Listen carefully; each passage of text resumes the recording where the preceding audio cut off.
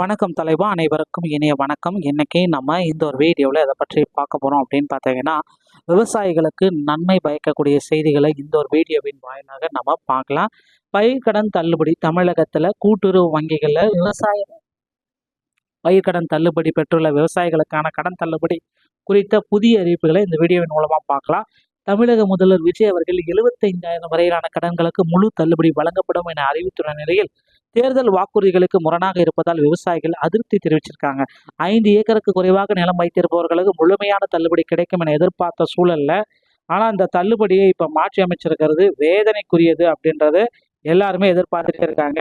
So கூடிய விரைவில் விவசாயிகள் வந்து பார்த்தீங்கன்னா போராட்டம் நடத்த போறதா இருக்காங்க. இந்த அறிவிப்பின் மூலம் சுமார் 14.43 லட்சம் விவசாயிகள் பயனடைவார்கள் என்று கூறப்பட்டாலும், தகுதியுள்ளவர்கள் பட்டியலை சரிபார்க்க வங்கிகளை அணுகுமாறு அறிவுறுத்தப்படுகிறது. மேலும் 5 சவரனுக்குட்பட்ட நகைகளை தள்ளுபடி குறித்த அடுத்த கட்ட எதிர்பார்ப்புகளையும் இந்த தகவல் முழுமையாக விளக்குகிறது. முழுமையான நிவாரணம் வழங்க கோரி விவசாய சங்கங்கள் தொடர்ந்து வலியுறுத்தி வராங்க. தமிழகத்தில் 75,000 வரையிலான பயிர்க்கடன்கள் முழுமையா தள்ளுபடி செய்யப்படும் அப்படின்னு முதல்வர் விஜய் அவர்கள் அறிவிச்சிட்டாருங்க. தமிழகத்துல 75,000 வரையிலான பயிர்க்கடன்கள் முழுமையாக தள்ளுபடி அதாவது கொண்டு வந்துட்டாரு முதல்வர் விஜய். ஸோ இப்போ நீங்க 1,00,000 ரூபா கடன் வாங்கினா கூட சரி, அதுல 75,000 முழுமையா தள்ளுபடி கிடைக்கும். ஆனா 1,00,000 ரூபாய்க்கு மேல தள்ளுபடி வாங்கினீங்க அப்படின்னா 35,000 தான் என்று முதலமைச்சர் ஜோசப் விஜய் அறிவித்துள்ளார். சட்டமன்றத்தில் ஆகஸ்ட் 17 அன்னைக்கு உரையாற்றிய விவசாயிகளின் நல்வாழ்வை உறுதி செய்யும் பல்வேறு முக்கிய அறிவிப்புகளை வெளியிட்டார் முதலமைச்சர் விஜய். அதன்படி கூட்டு நிறுவனங்களின் மூலம் 75,000 வரை கடன் பெற்றவர்களுக்கு 100% முழுமையான தள்ளுபடி. 75,000 வந்து 1,00,000 ரூபாய் வரை கடன் பெற்றவர்களுக்கு அதிகபட்சமாக 75,000 தள்ளுபடி வழங்கப்படும். 1,00,000 ரூபாய்க்கு மேல கடன் பெற்றவர்களுக்கு 35,000 தள்ளுபடி செய்யப்படும். இதனால் ஏற்கனவே பெற்ற தள்ளுபடி தொகைக்கு மேலாக 40,000 ரூபாய் வரை இந்த கூடுதல் தள்ளுபடி திட்டத்தை முதலமைச்சர் விஜய் அவர்கள் அறிவிச்சிட்டாருங்க. இதனால் ஏற்கனவே பெற்ற தள்ளுபடி தொகைக்கு மேல 40,000 ரூபாய் வரைக்கும் கூடுதல் தள்ளுபடி பெறலாம். இதன் மூலம் சிறு மற்றும் குறு விவசாயிகள் உள்ளிட்ட பயிர்க்கடன் பெற்ற விவசாயிகள் பயனடைவார்கள் என தெரிவிக்கப்படுகிறது. இந்த கூடுதல் பயிர்க்கடன் தள்ளுபடியால் அரசுக்கு கிட்டத்தட்ட ஏறத்தாழ 953 கோடி ரூபாய் நிதிச்சுமை ஏற்படும் என்ற பொழுதும், தமிழக விவசாயிகள் நலனில் தான் நமது நலன் உள்ளது என கருதி சுமார் 13.34 லட்சம் விவசாயிகளுக்கு மொத்தமாக 6,220 கோடி ரூபாய் பயிர்க்கடன் தள்ளுபடியை இந்த அரசு வழங்குகிறது அப்படின்ட்டு முதல்வர் விஜய் அவர்கள் குறிப்பாகவே சொல்லிட்டாருங்க.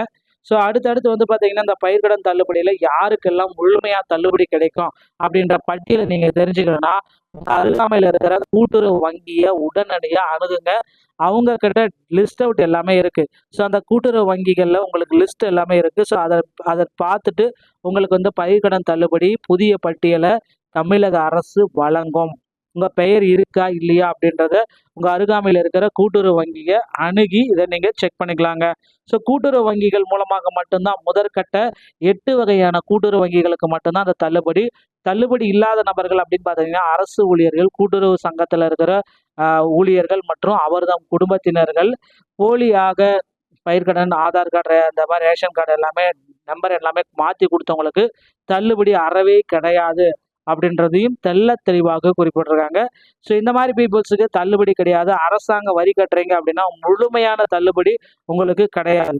ஸோ மற்றபடி மானியம், வருமான சான்றிதழ் மானியம், ஸோ ஏழைகளுக்கு, ஏழை எளிய பிபிஎல் குடும்பத்தை சேர்ந்தவர்களுக்கு, இவர்களுக்கு எல்லாத்துக்குமே இந்த பயிர்க்கடன் தள்ளுபடி 100% உங்களுக்கு கிடைக்கும். மக்களே ரெடி ஆகிக்கோங்க.